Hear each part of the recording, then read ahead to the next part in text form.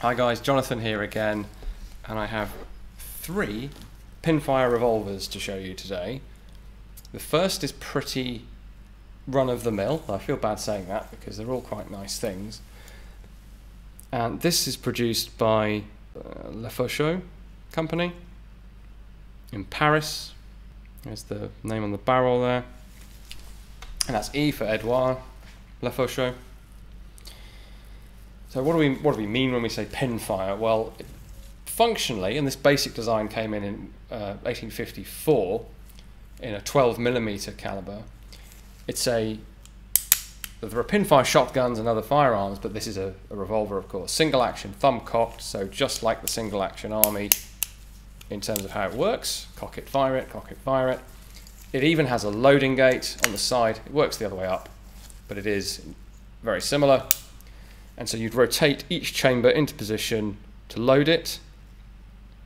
Now, bearing in mind, 1854 is right in the sort of prime time of the Colt percussion revolver. So you have a separate cap and nipple system, powder and ball, or a cartridge, but with no casing, and the ignition system's separate.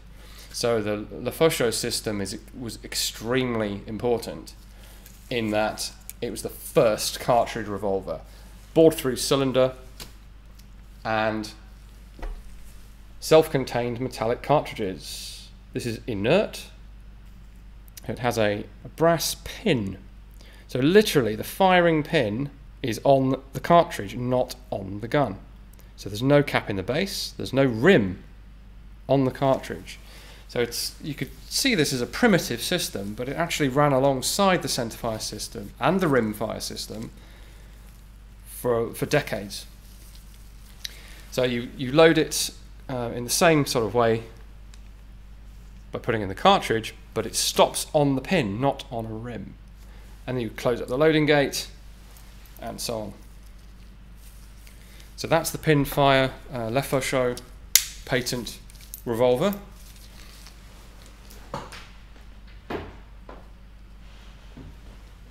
Now, you might have seen those around. More rare, but you might have seen one online or something, or in an auction catalogue or something, is the multi-shot version of the same system.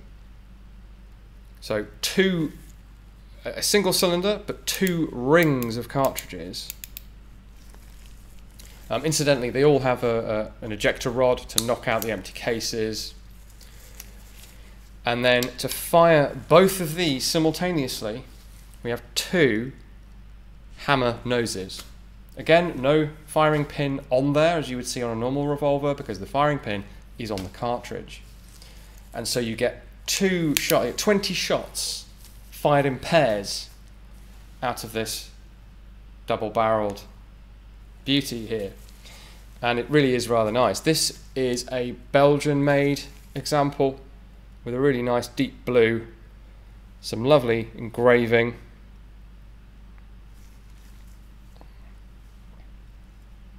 On the on the frame, and on the chambers, on the cylinder. Really nice thing. So you see these crop up online. 20-shot revolver. You know, isn't that impressive? Well, it really is, to be fair. I'm not doing those down, but in something of a hold my beer moment,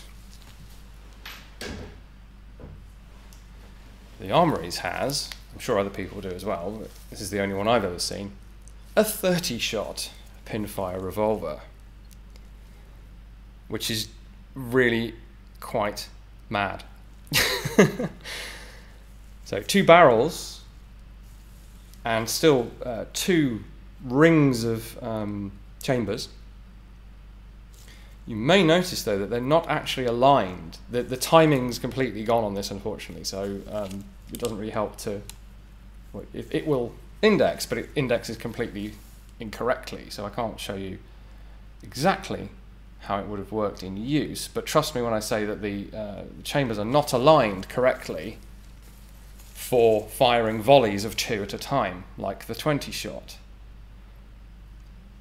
What this would have done when it was functional, and it would be easy enough to get it back into working order, but we're a museum, we don't tend to do that, is it fires the top barrel and then the bottom barrel. So these are offset very slightly.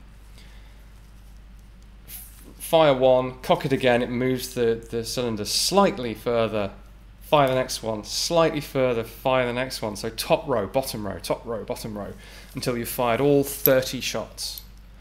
So yeah, really quite impressive thing. Completely unmarked, other than a pair of Belgian controllers marks, which is a Crown M. You can see it there on both barrels. And this is where it gets interesting, I think. People think, if they know about the Pinfire system, they think it's old, it's pre-centerfire, it's completely obsolete, which it is today. But these were in use for far longer than you realise, and were made for far longer than you realise. Unless you do realise, in which case, apologies. But that mark, that star over an M, is the controller's mark for Lefeuchaux, who only started working at the Liège proof house in Belgium in 1923 and ran through to the early 50s. So a conservative estimate is that this is actually from the Prohibition era, 1925-ish maybe. Made then, and in use, of course, for years after that. The ammunition, Pinfire ammunition, I can't say in exactly what calibers, but Pinfire ammunition was made in the more common calibers, 5, 7, 12 millimeter, until at least 1945. So the Pinfire system lasted for a full century in somewhat common use, you might say. So an underappreciated ignition system, and perhaps an underappreciated style of revolver, actually. The focus is often on the Old West, or maybe, Victorian colonial exploits with things like the Adams. But the forerunners of this were much further ahead of their time than either of those. So I hope you found that interesting. If you'd like to donate to us or support us generally, we have links in the description. If you're a gamer or you're just curious, I do a series that's quite long running now over on the GameSpot channel, which you might find of interest as well. If not, we'll be back again next week with another one of these short videos for you to enjoy. Thanks a lot, guys.